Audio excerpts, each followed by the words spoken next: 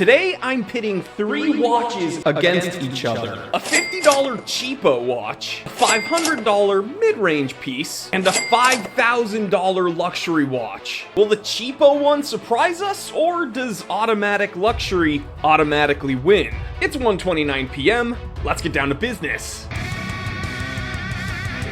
To assess these watches, I'm going to be using 4 metrics: wearability, accuracy, versatility, and build quality. Stick around because the end results might shock you, especially the build quality bit. Oh god, I broke it! Make sure to hit that like button and subscribe if you want to see a bearded, balding weirdo talk about EDC items and wristwatches. Let's take a look at the watches, and we'll start from cheapest to most expensive. I called this the cheapo watch, but honestly, this is very, very affordable. Coming in around $50. It's an automatic from Star King, a brand that you can find on Alibaba and even Amazon sometimes. Next up, a mid-range watch coming in around $500. This is a Boulder Expedition version 1. Again, you can find these around $500, but Boulder actually sells them brand new for a little bit more than that. And finally, the big boy, the $5,000 luxury watch from Christopher Ward. This is a Chris Ward 12,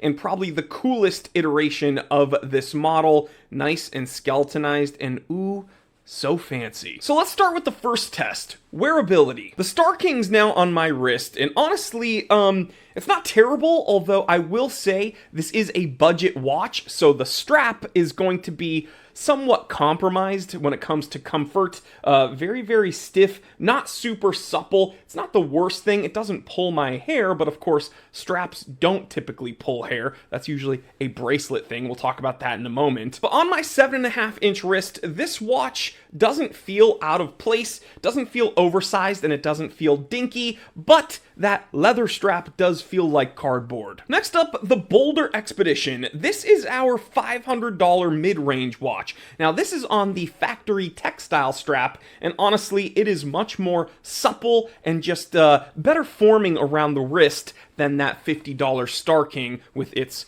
leather strap. And I will say, although this feels like a more solid watch, it actually seems to wear smaller than that Star King, which could be a benefit for something you might want on your wrist every day. You don't always want the biggest thing on your wrist, because I keep telling my wife, size isn't everything, okay? And finally, the $5,000 Christopher Ward 12. Now, although this watch has the largest price tag, it actually has the smallest wrist presence, and that might be a good thing depending on how you like your watch to wear. This watch lays very flat on the wrist, and the bracelet just forms perfectly. It's incredibly mobile, and I'm a big hairy dude. This does not pull my wrist hair, which gets 2 thumbs up from me. The next test will have to be accuracy, because after all, if you're wearing a timepiece, it should be able to tell time reasonably well. This Star King has a Chinese seagull movement in it, and it seems to be running plus minus 10 to 35 seconds a day. It tells time, not the best, but also not the worst. Next up, the mid-range Boulder Expedition with its Swiss Sellita SW200 automatic movement.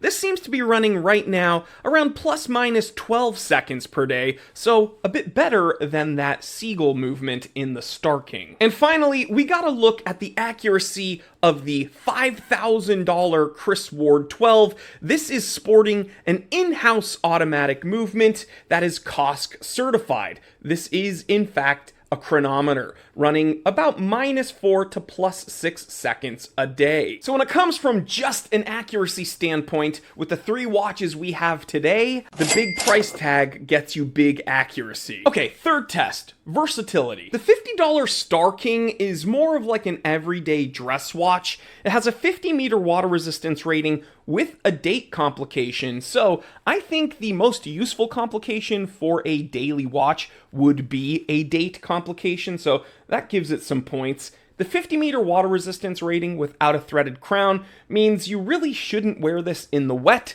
so if you get caught in the rain or you go swimming, this isn't the best watch to wear, although, you know, if you get a few water droplets on it, it's not like it's gonna just combust. But when we're looking at the 2 other watches on today's list, this is definitely the least versatile. Moving on to the mid-range $500 Boulder Expedition, this has not one but 2 threaded crowns and a 200-meter water resistance rating. This has a really nice sand-blasted stainless steel case and a sapphire crystal. This thing can pretty much handle whatever you throw at it, so this could be a great daily watch that you can immediately go swimming and then wear to dinner. It's not the fanciest thing in the world, but you definitely don't have to worry about it. And it's got lume, so in low light situations, you'll be able to tell the time pretty well, especially with this dial being fully luminescent. And finally, the most expensive watch on today's list, the Chris Ward 12. It has lume, it has a titanium case, which is technically stronger than stainless steel, and it's got a threaded crown with a 100-meter water resistance rating. And it looks sporty, but fancy. You could wear this out in a formal occasion if you wanted to. You could go swimming with it, and it's pretty dang durable. So when you look at all the watches we have here today, sapphire crystal, threaded crown, 100-meter water resistance rating, titanium case, this could be the most durable watch where you could wear it wherever. Formal, sporty, every day. This Chris Ward 12 is dang impressive. And the final test would have to be build quality. The first is the Starking. $50, honestly, you get what you pay for. The tolerances aren't super tight. The date doesn't fully fit in the date window. The indexes aren't fully aligned, all of them. There's some tool marks on the movement, and it's not the cleanest watch there.